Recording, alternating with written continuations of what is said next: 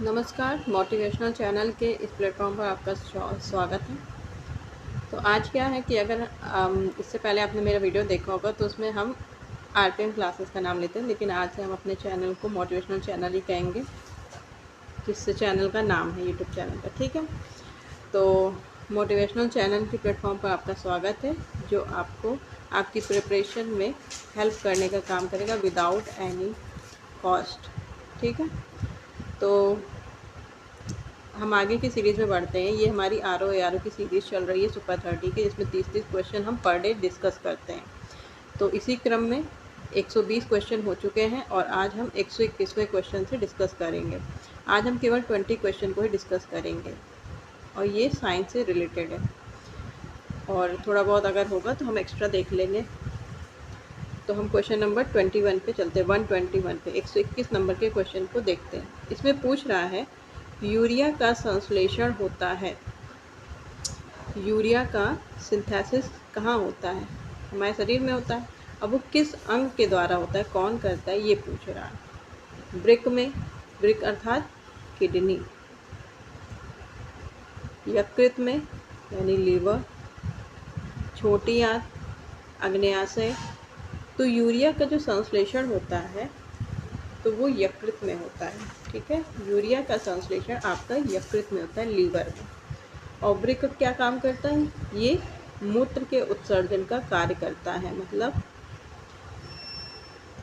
आपके रक्त से अपशिष्ट पदार्थों को अलग करके उनको बाहर मूत्र के जरिए बाहर निकालता है और शुद्ध रक्त को आपके शरीर की ओर भेज देता है। लीवर यूरिया का संश्लेषण करता है और क्या करता है? बाइल जूस का निर्माण करता है। छोटी आंत पाचन का अधिकांश अवशोषण, हमारी पाचन क्रिया में कई सारे अंग भाग लेते हैं जो मुख से स्टार्ट होते हैं। ठीक है, मुख से स्टार्ट होते हैं, फिर उसके बाद आमाशय में गया, छोटी आंत, बड़ी आंत, अग्न्याशय। तो ये सब पाचन तंत्र के ही अंग हैं। तो छोटी आंत का जो अधिकांश पाचन होता है उसका अवशोषण क्रिया यहीं पे होता है। अधिकांश पाचन छोटी आंत में ही होता है। ठीक, फिर नेक्स्ट इसमें ऑप्शन है अग्न्याशय। अग्न्याशय कैसी ग्लैंड है, किस तरह की ग्रंथि है? तो यह एक अंतःस्रावी और बहिःस्रावी दोनों ही तरह के गुण, अंतःस्रावी ग्रंथि के गुण और बहिःस्रावी ग्रंथि के दोनों के गुण इसमें पाए जाते हैं, इसलिए अग्न्याशय को मिश्रित ग्रंथि कहते हैं। तो इस क्वेश्चन का राइट आंसर होगा यूरिया का संश्लेषण होता है ऑप्शन ख, यकृत के द्वारा। क्वेश्चन नंबर 122 पे चलते हैं, 122वें पे। इसमें पूछ रहा है लार का पीएच मान होता है 7 pH, 6.8 pH, 8 pH और घा दिया इसमें 6 pH। ऐसे लिखते हैं pH को, कैपिटल स्मॉल p और h कैपिटल लेटर। तो लार का pH कितना होता है? हमने कल भी डिस्कस किया था कि 0 से लेकर 14 तक कुछ pH स्केल पर पैमाना होता है, और 0 से 7 के बीच अगर जो आता है वो अम्लीय हो जाता है। 7 वाला जिसका pH वैल्यू 7 है वो उदासीन होता है, अर्थात ना वो अम्लीय है और ना ही क्षारीय है। और 7 से लेकर 14 तक का तत्व क्षारीय कहलाता है। ठीक है, तो लार का pH क्या है? लार का pH है 6.8। हमारा राइट आंसर होगा ऑप्शन ख, 6.8। अर्थात ये क्या है? ये 7। तो 7, 0 से 7 के बीच में अगर किसी का pH मान आ रहा है तो वो क्या होगा? अम्लीय। तो लार क्या है? लार अम्लीय है। और कल हमने डिस्कस किया था मूत्र का pH, तो मूत्र का pH कितना होता है? 6 होता है। ठीक, तो लार का pH मान होता है 6.8 pH। लार कहाँ से निकलती है? लार आपके मुख से निकलती है। मुख में जो लार ग्रंथियाँ होती हैं उनके जरिए लार निकलती है, और लार में क्या होते हैं? कई सारे एंजाइम होते हैं। और मुख में पाचन किसका होता है? मुख में पाचन कार्बोहाइड्रेट अर्थात स्टार्च का होता है। कार्बोहाइड्रेट का एक रूप है स्टार्च। और स्टार्च किससे प्राप्त होते हैं? हमें स्टार्च पेड़ पौधों में होता है या जंतु जगत में नहीं होता। पेड़ पौधे अपना भोजन स्टार्च के रूप में संचित करते हैं अपने पत्तियों में, जड़ों में, तने में। ठीक है, तो चलते हैं हम नेक्स्ट क्वेश्चन पे। क्वेश्चन नंबर 123, निम्न में से कौन सा एंजाइम पूछ रहा है, प्रोटीन के पाचन में सहायक नहीं है? ऑप्शन क लाइपेज, पेप्सिन, ट्रिप्सिन, काइमोट्रिप्सिन। तो पूछ रहा है इनमें से कौन सा एंजाइम है, चारों एंजाइम में, लेकिन इसमें से एक ऐसा है जो प्रोटीन का पाचन नहीं करता है। तो वो क्या है आपका? Lipase enzyme. ऑप्शन का लाइपेज वसा का पाचन करता है। और पेप्सिन, ट्रिप्सिन और काइमोट्रिप्सिन, ये तीनों प्रोटीन का पाचन करते हैं। और प्रोटीन का पाचन कहाँ होता है? आमाशय में होता है। इसके अलावा छोटी आंत में भी होता है। ठीक है, तो चलते हैं हम अपने नेक्स्ट क्वेश्चन पे। क्वेश्चन नंबर 124, 124, मानव शरीर में सबसे बड़ी ग्रंथि है? अग्न्याशय, यकृत, लाल ग्रंथि, अधिवृक्क। तो अग्न्याशय क्या है? अग्न्याशय मिश्रित ग्लैंड है, मिश्रित ग्रंथि है, हमने कई बार डिस्कस कर लिया है। तो जो मिश्रित ग्रंथि है ये दूसरी सबसे बड़ी ग्रंथि है, दूसरी सबसे बड़ी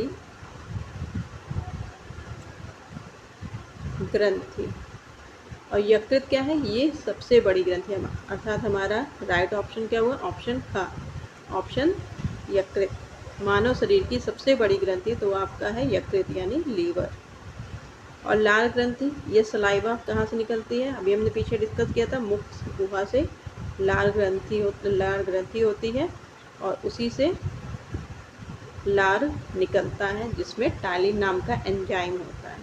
और ये टालिन नाम का एंजाइम स्टार्च का पाचन करता है।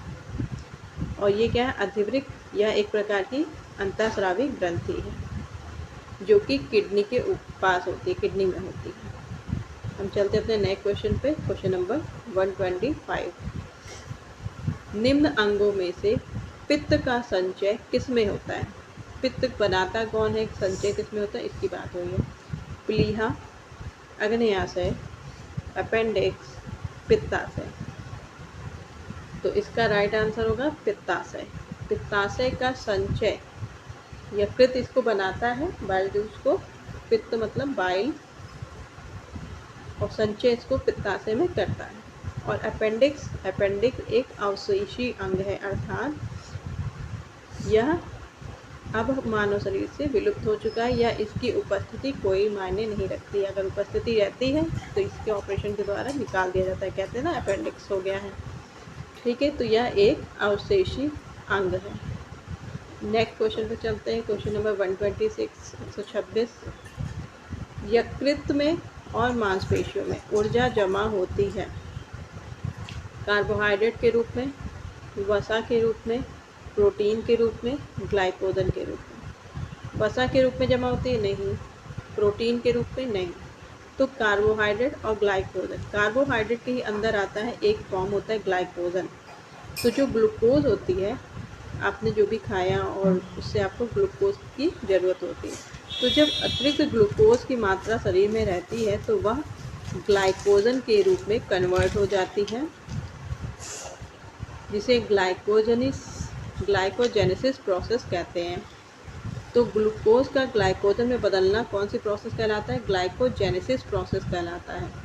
तो ग्लूकोज की अतिरिक्त मात्रा ग्लाइकोजन में चेंज होकर किसमें संचित हो जाती है? यकृत और मांसपेशियों में संचित हो जाती है।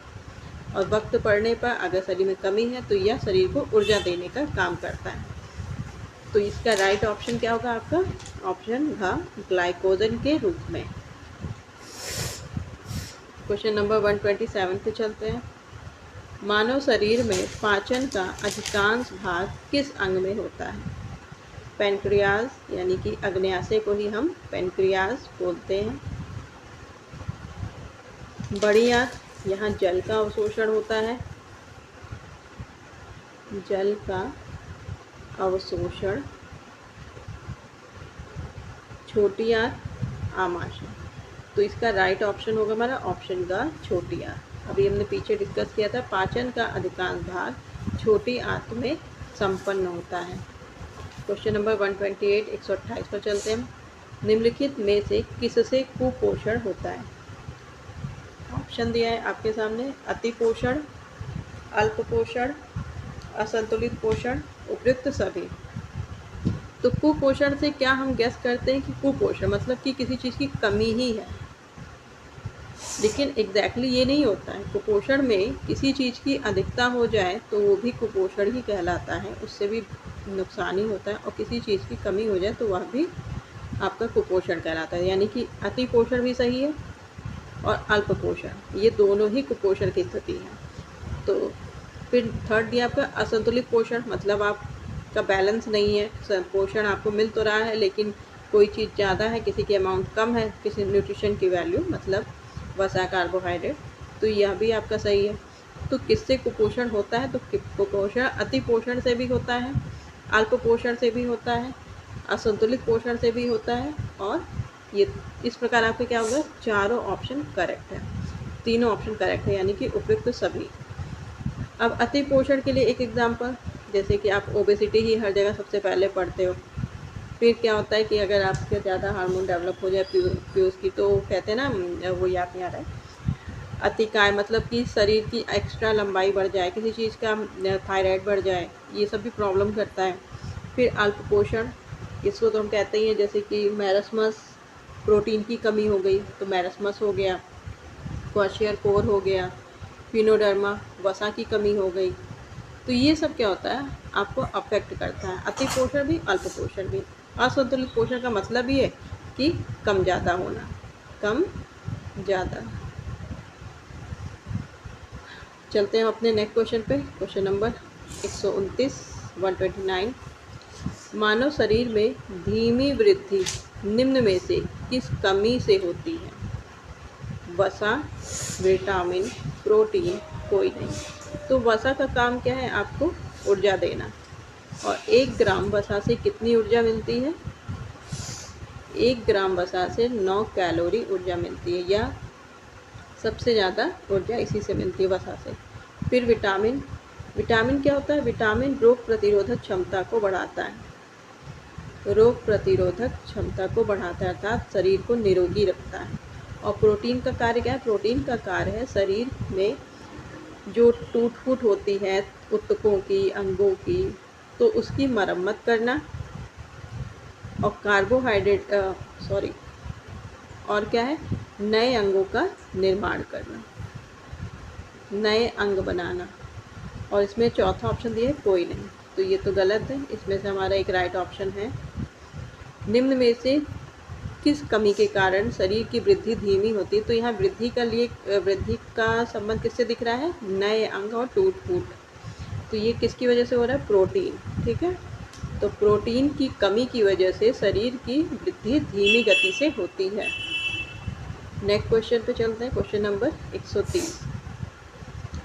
दूध में विद्यमान सैकराइड है, तो सैकराइड क्या होते हैं? सैकराइड आपका कार्बोहाइड्रेट को ही कहते हैं। कार्बोहाइड्रेट में आता है आपके 3 सैकराइड, एक होता है आपका मोनोसैकराइड, डाईसैकराइड, जब 2 मोनो आपस में मिलते हैं तो डाई बनाते हैं, और तीसरा होता है आपका पॉलीसैकराइड। मोनो सबसे सरल होता है, डाई थोड़ा सरल होता है, और पॉली ये कठोर होता है, ठीक। अर्थात सरल होने का मतलब कि आसानी से शरीर में घुल जाता है और शोषित कर लिया जाता है।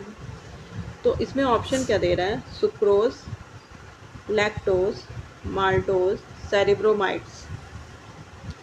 तो सुक्रोज कैसी शर्करा है? सुक्रोज डाईसैकराइड है, अर्थात जो शुगर है घर की, जो हम घर में यूज करते हैं शुगर, उसी को ही सुक्रोज कहते हैं, वो उसी का उदाहरण है सुक्रोज, ठीक है। इसलिए सुक्रोज को घरेलू शर्करा भी कहते हैं, क्योंकि घर में चीनी वगैरह जो यूज़ होती है वो सुक्रोज का ही फॉर्म है।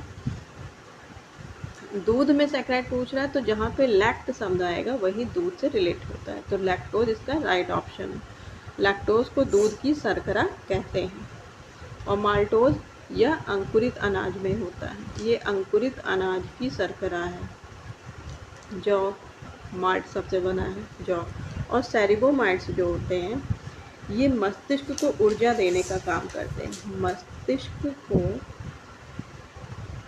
मस्तिष्क को ऊर्जा देते हैं सेरिबोमाइट्स, और इनका निर्माण करने में क्या सहायक है? गैलेक्टोज। तो ये कोई सैकराइड नहीं है सेरिब्रोमाइट्स, ठीक है। तो हमारा इस क्वेश्चन का राइट आंसर होगा दूध में विद्यमान सैकराइड है। तो आपका राइट ऑप्शन है ऑप्शन का लैक्टोज। क्वेश्चन नंबर 131 पे चलते हैं।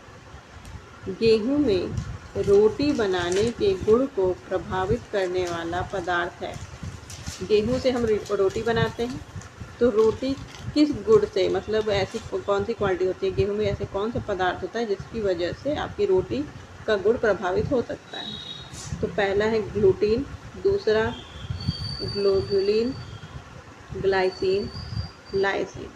तो ग्लूटीन, गेहूं में ग्लूटीन पाया जाता है जिसकी वजह से आपके गेहूं में क्या बनते हैं, जैसे कि आप रोटी बना पाते हो उनमें बंधने का गुण आता है। इसकी वजह से क्या आता है? आपका आटा बंधता है, ठीक है, बंधने का गुण ग्लूटीन। ये आपका राइट आंसर है, राइट ऑप्शन ऑप्शन का ग्लूटीन। क्वेश्चन नंबर 132 पर चलते हैं। भोजन का प्रमुख अंग है, भोजन का अंग पूछ रहा है। Starch, glucose, carbohydrate, cellulose. तो स्टार्च किस में पाया जाता है? ये तो सिर्फ पेड़ पौधे में पाया जाता है। सेलुलोज भी पेड़ पौधों में पाया जाता है। ग्लूकोज मानव रक्त में आसानी से घुल जाता है, ठीक है। और फिर कार्बोहाइड्रेट, ये तो ऊर्जा देने का कार्य ही करता है, और ये दोनों स्टार्च, ग्लूकोज और सेलुलोज ये तीनों ही कार्बोहाइड्रेट हैं। तो इसमें आपका राइट आंसर क्या होगा? भोजन का प्रमुख अंग है कार्बोहाइड्रेट, और स्टार्च, ग्लूकोज और सेलुलोज ये तीनों कार्बोहाइड्रेट का ही रूप होते हैं। चलते हैं हम नेक्स्ट क्वेश्चन पे, 133 नंबर के। जल में घुलनशील विटामिन है। घुलन से मतलब कि वाटर सॉल्युबल विटामिन आपको बताना है।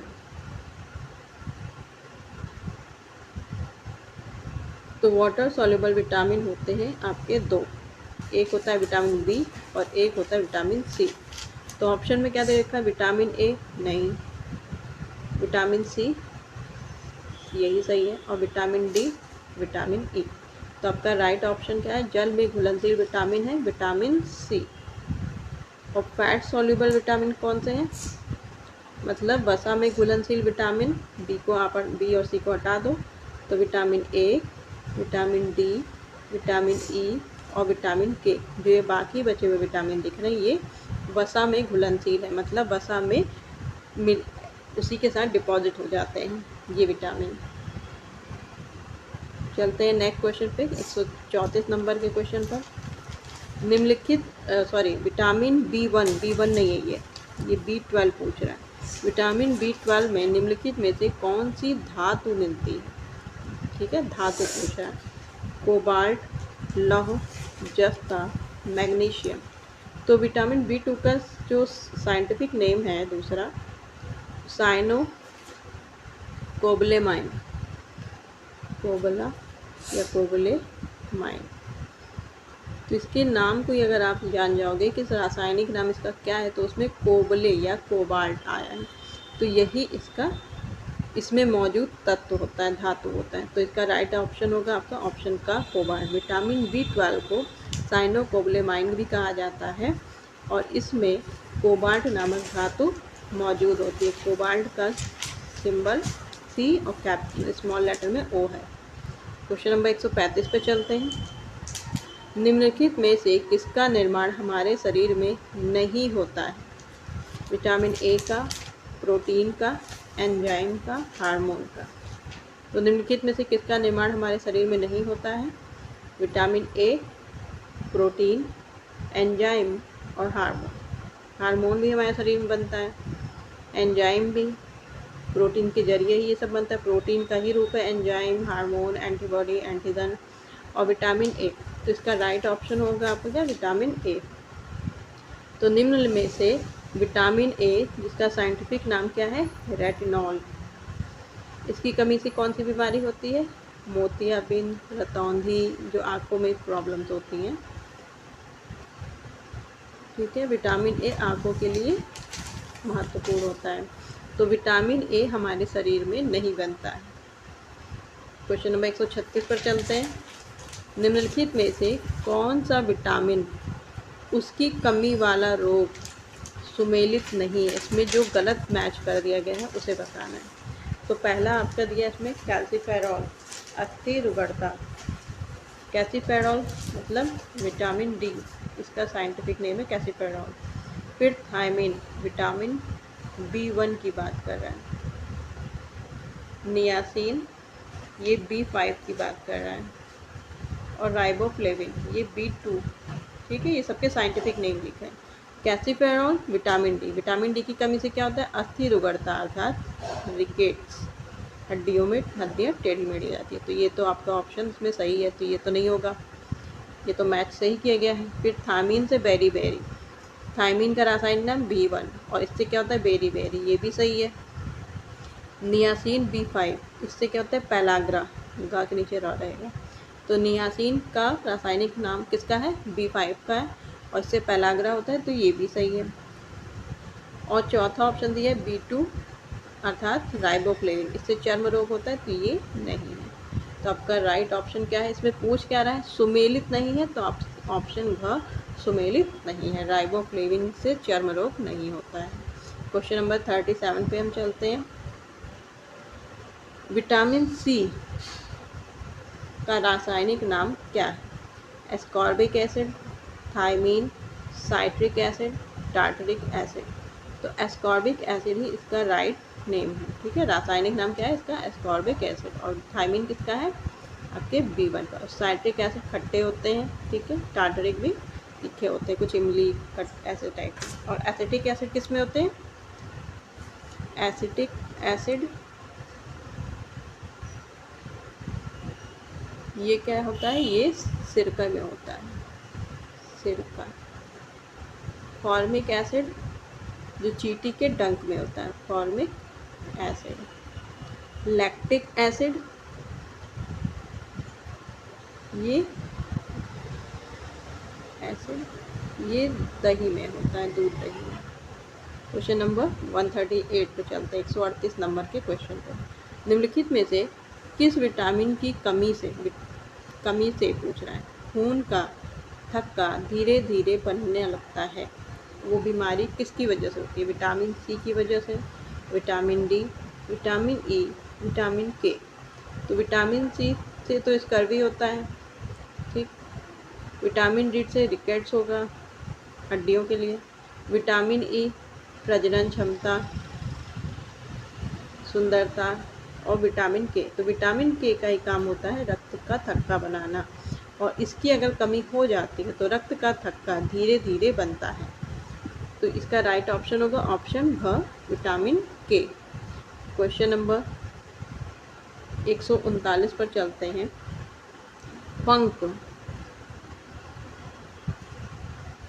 पंक ने निम्नलिखित में से किसकी खोज की थी? विटामिन की, हार्मोन्स की, प्रोटीन की, एंजाइम। तो हार्मोन्स और एंजाइम ये प्रोटीन का ही रूप है। तो प्रोटीन की खोज किसने की थी? प्रोटीन की खोज की थी वर्जीलियस ने 1838 में, और मल्डर ने इसका नाम दिया था, हमने डिस्कस किया होगा कभी पीछे।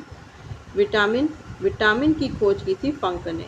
तो इसका राइट आंसर क्या होगा? ऑप्शन का विटामिन। इसको जीवन सत्व भी बोलते हैं शुद्ध हिंदी में, जीवन सत्व, और इसकी खोज पंक ने की थी। क्वेश्चन नंबर 140 पर चलते हैं। ये 40 है, गलत हो गया। तो क्वेश्चन नंबर 140 पर चलते हैं। इसमें क्या है? सूची 1 को सूची 2 से सुमेलित कीजिए। सूची 1 दी है और सूची 2। तो विटामिन का इसमें रासायनिक नाम ही है या उनसे जुड़ी हुई चीज़ें हैं, क्या उसके अदर नेम है, ऐसे बात की जा रही है। तो विटामिन क्या होता है? पेप्सिन, कैरोटीन, कैरेटीन की टेस्टोस्टेरोन। तो विटामिन कैरोटीन होता है, विटामिन कैरोटीन से मैच होगा। फिर एंजाइम एंजाइम क्या होता है? पेप्सिन एक एंजाइम है ना। किसका पाचन करता है पेप्सिन? प्रोटीन का पाचन करता है। फिर हार्मोन, हार्मोन क्या होते हैं? तो इसमें जो ये दे रखा है नाम टेस्टोस्टेरोन, ये एक हार्मोन है, ठीक है। तो इसमें क्या होगा? आ का 2, ये हो गया, ये हो गया। फिर एंजाइम का 1, तो ये भी सही, ये भी सही। और फिर उसके बाद दिया इसमें हार्मोन का 4, तो ये हमारा राइट ऑप्शन क्या है? ऑप्शन ख। तो बच क्या रहा है? Protein, carotene. आजकल लोग अपने बालों में बहुत कैरेटीन करवाते हैं ना, तो ये प्रोटीन देने का काम होता है, ठीक है। तो आज के डिस्कशन में बस इतना ही। तो मिलते हैं हम नेक्स्ट डिस्कशन में और अगले अपने 30 क्वेश्चन की सीरीज़ के साथ। तब तक के लिए धन्यवाद, नमस्कार।